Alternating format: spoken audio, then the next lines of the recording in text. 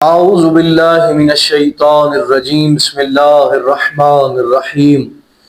ہر روز نماز صبح کے بعد اس مختصر سے ذکر کی تلاوت کریں۔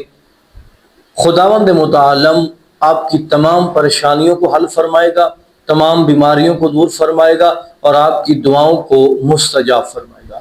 مومنین، آج کی اس مختصر سی ویڈیو میں ایک نہایت آسان اور مختصر عمل لے کر آپ کی خدمت میں حاضر ہوئے ہیں کہ جو عمل کسی عام انسان نے تعلیم نہیں فرمایا، بلکہ وہ عمل حضرت محمد مصطفیٰ صلی اللہ علیہ وآلہ وسلم نے تعلیم فرمایا ہے۔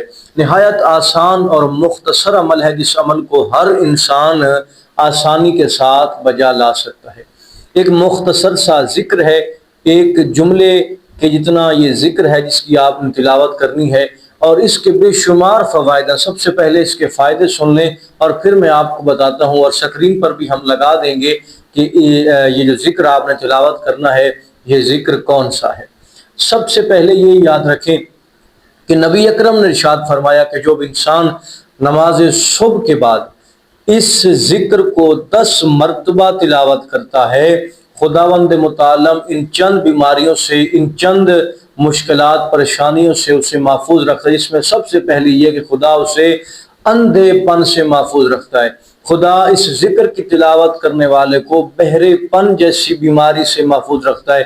خدا اس ذکر کی تلاوت کرنے والے کو، اس عمل کو بجا لانے والے انسان سے بدحالی، تنگ دستی اور رزق میں کمی، ان تمام مشکلات، آفات، بلیات کو خدا اس سے دور رکھتا ہے۔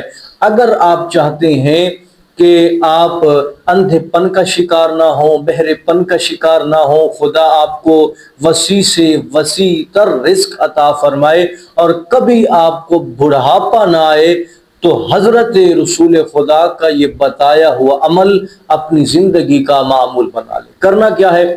ہر روز نماز صبح کے بعد، آپ یہ سکرین پر بھی یہ ذکر ملاحظہ فرما رہی ہوں گے، ہر روز نماز صبح کے بعد آپ نے 10 مرتبہ اس ذکر کی تلاوت کرنی ہے۔ بسم اللہ الرحمن الرحیم۔ جب آپ تسبیح پڑھ لیں، تسبیح پڑھنے کے فوراً بعد اگر آپ نے کوئی تعقیبات کرنی ہے وہ کر لیں، اور اس کے فوراً بعد آپ نے اس ذکر کو پڑھنا ہے، سبحان اللہ العظیم وبحمدہ ولا حول ولا قوت الا باللہ العلی العظیم۔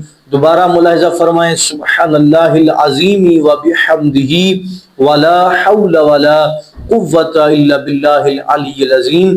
اس ذکر کو اپنی زندگی کا معمول بنائیں، انشاءاللہ خداوند متعال آپ کی تمام حاجات کو قبول فرمائے گا اور آپ سے تمام تنگ دستیوں کو، مشکلات کو دور فرمائے گا۔